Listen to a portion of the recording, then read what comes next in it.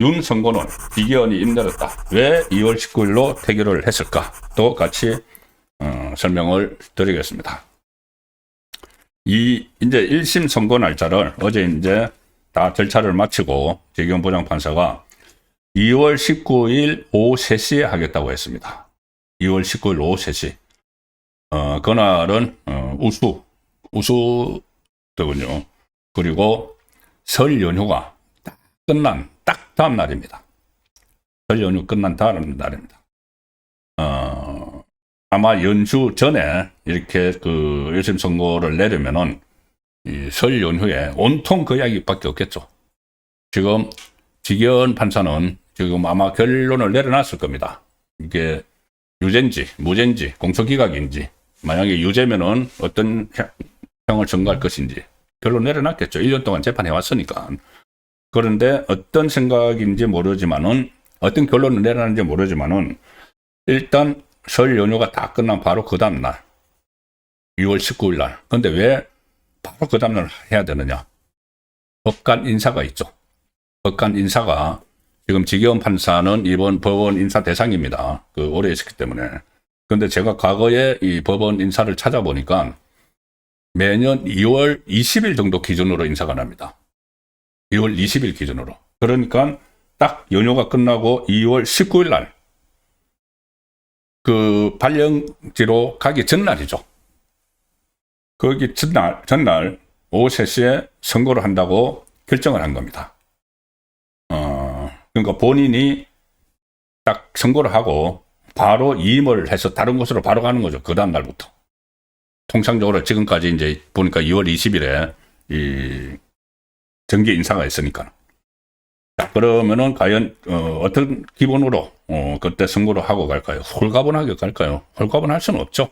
어느 쪽으로 하더라도.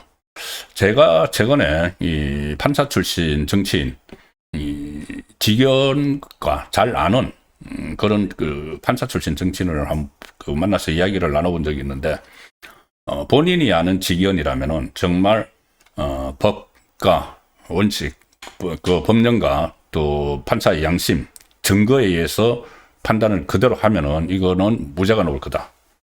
지기현이 평소에 하는 스타일대로 하면은. 그런데 변수가 지기현에 대한 압박이죠. 좌파가 이 좌표를 찍어서 막 압박을 하고 룸사롱 뭐 이런 이야기하고 막 하고, 그 다음에 이 판결을 내리고 나서 다른 법원으로 가더라도 그냥 있지 않을 겁니다. 만약에 무죄나 공소기각을 하면은.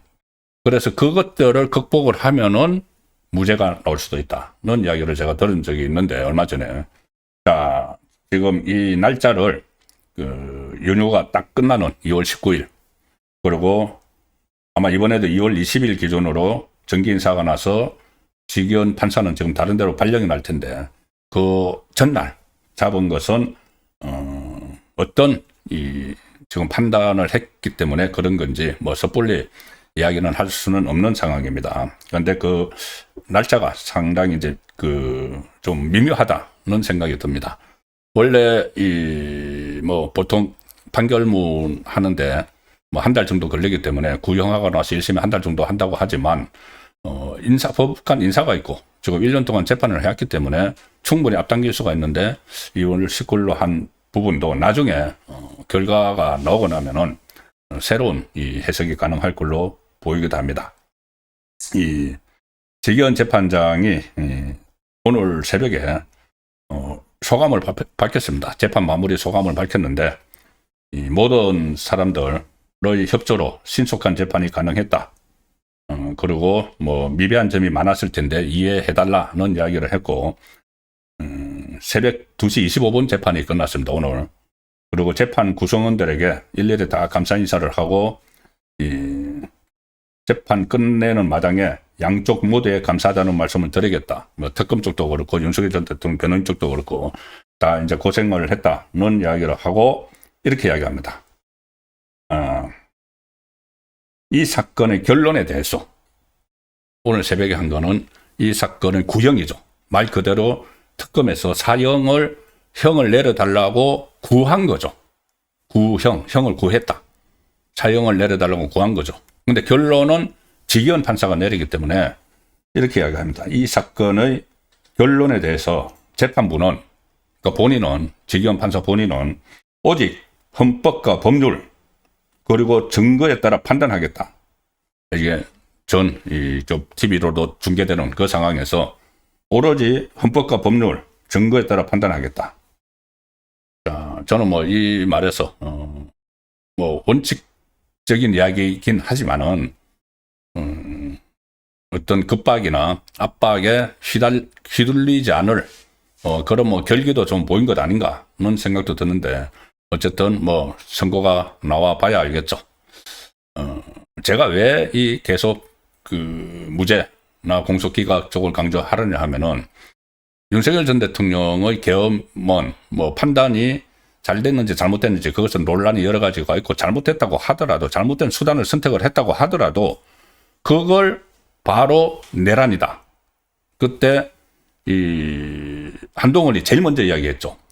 윤석열 전 대통령이 12월 9일 날, 12월 3일 날 비상계엄을 발표를 하고 12월 9일 날 대국민 성명을 발표를 하면서 이것은 왜 이 계엄을 선포를 해야 되느냐. 그 이야기했을 때 이재명 야당의 입법 폭주, 포커, 무차별 국정 발목 잡기 이런 거라고 이야기를 했을 때 한동훈이 바로 저건 내란 자백이다. 제일 처음에 이야기했습니다. 그 다음에 민주당이 일제히 이건 내란이다. 물론 한동훈 따라서 한 건 아니겠지만 내란 프레임 딱 씌우려고 준비를 하고 있었던 거죠. 그러고 나서 모든 걸 다 내란.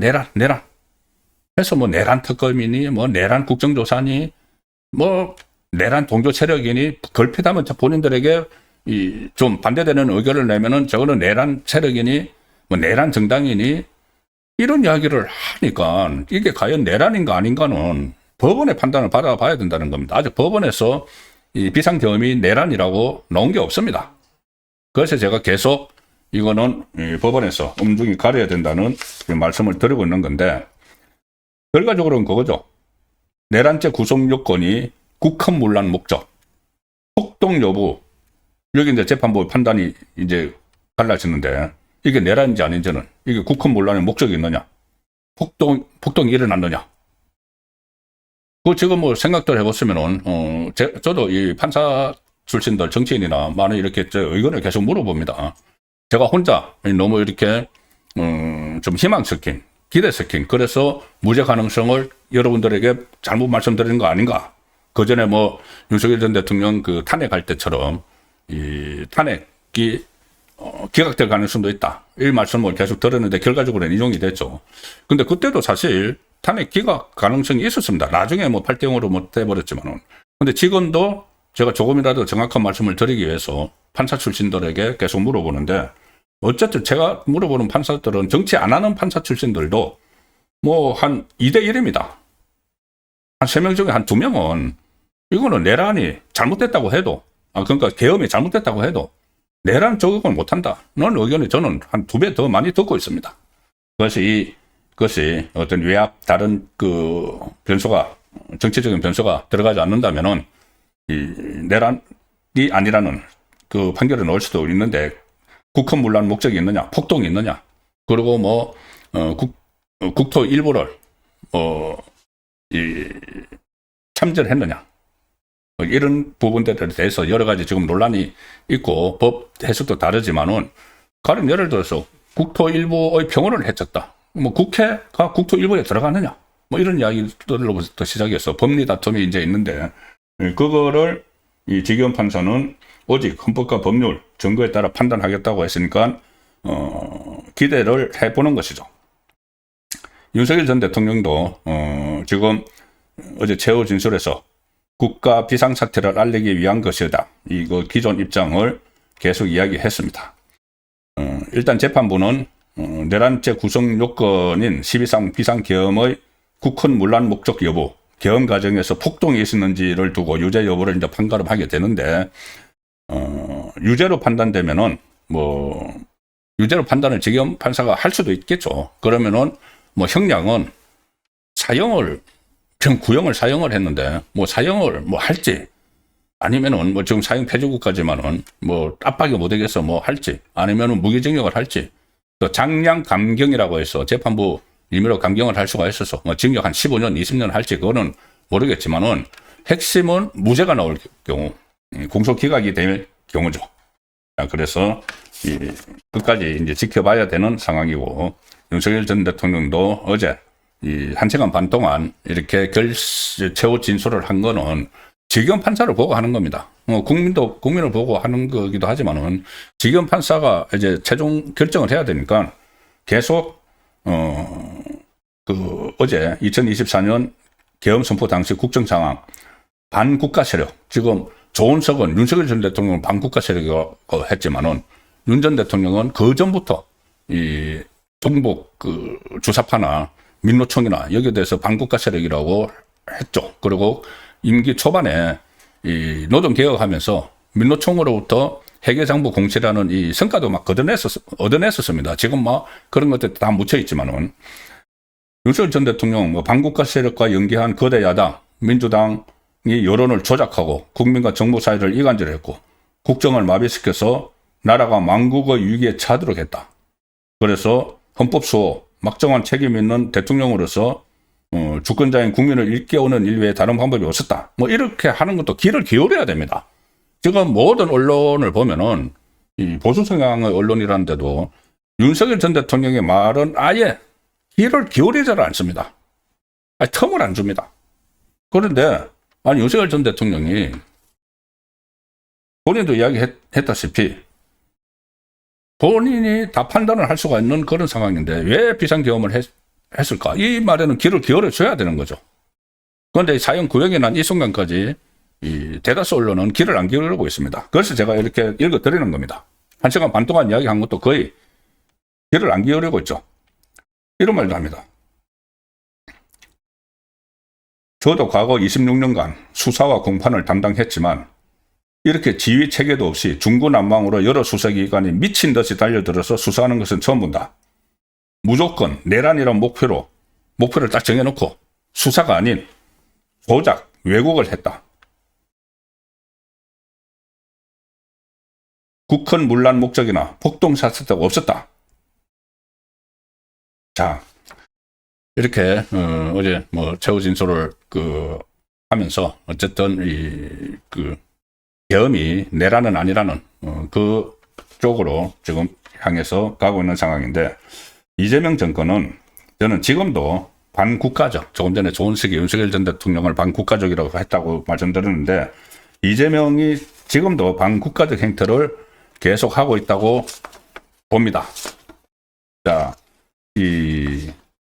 오늘 이런 일이 있었습니다. 북한에서 김여정이 우리 남쪽에서 무인기를 뭐 띄웠다. 그래서 거의 막 욕설에 가까운 맹비난을 퍼붓죠. 그러니까 이재명 정권이 깜짝 놀라가지고 그게 아니고 우리도 아마 군에서는 안 했고 민간에서 한 것 같은데 하면서 호들갑을 떨었습니다. 난리법석을 했습니다. 혼비백산해가지고.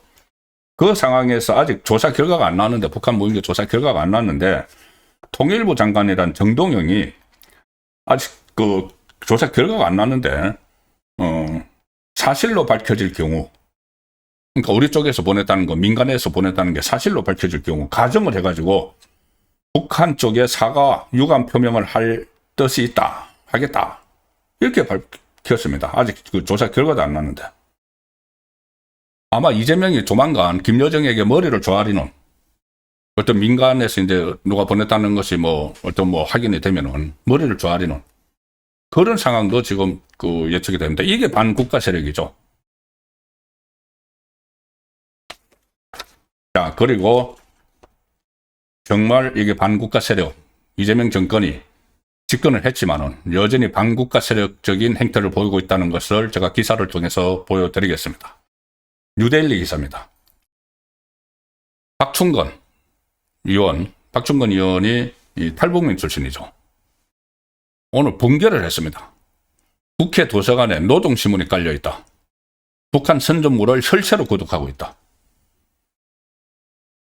얼마 전에 이재명이 왜 북한 노동신문 우리나라 사람들이, 한국 국민들이 못 보게 하느냐, 거기에 저기 넘어갈까봐 그러느냐, 뭐 거기 현혹될까봐 그러느냐, 국민을 못 믿느냐, 이 이야기 하고 나서 바로 노동신문을 지금 깔기 시작을 했습니다. 이 정권에서. 북한 노동신문, 거기 김정은, 김정일부터 전부 다 찬양하는, 세습 찬양하고, 한국을 완전히 깡패 국가로 이야기하고, 그런 신문이죠. 그런 신문을 국회에 쫙 깔려 있다는 겁니다, 지금.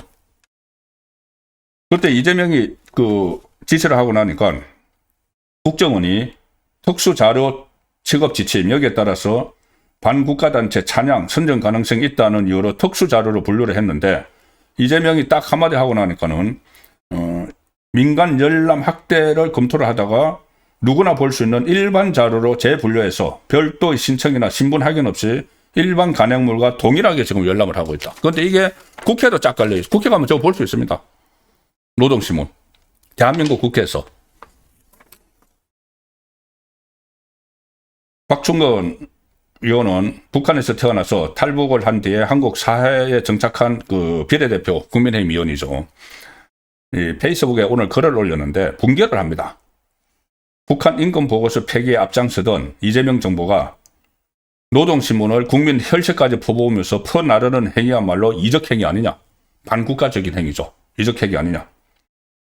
국회 도서관을 포함한 공공기관에 이 북한 노동신문을 다 보고 있다.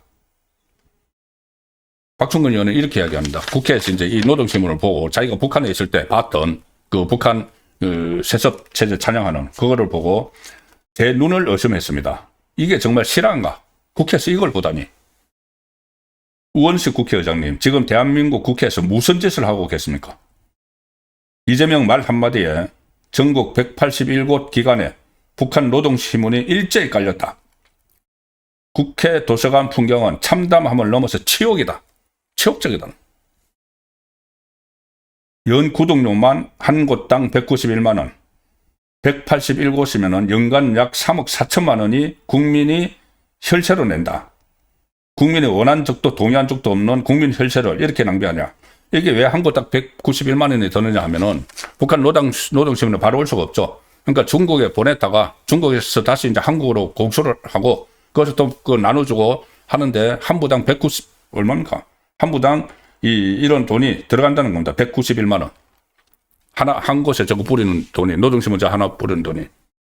그래서 전부 181곳에 들어가는데 연간 3억 4천만 원에 들어간다. 박충건 의원은 노동신문은 북한의 실상이 아니라 체제 선전물이다. 이재명과 통일부가 북한 선전선동부의 하청기관이냐. 우리 국민들이 왜 김정은 동지 만세라는 문구를 강제로 봐야 되느냐. 지금 북한 당국은 북한의 청소년들이 한국 문화를 접하거나 K-팝이나 이런 것을 K-드라마를 접하는 것이 발각되면 처형을 해버리죠. 그런데 저 노동신문, 우리 청소년들이 국회 가서 볼 수가 있습니다. 그런데 노출되는 이런 것은 아무 생각도 안 하고, 어쨌든 친북 본성에 의해서 이런 일을 하고 있으니까 이게 반국가 세력이라는 거죠.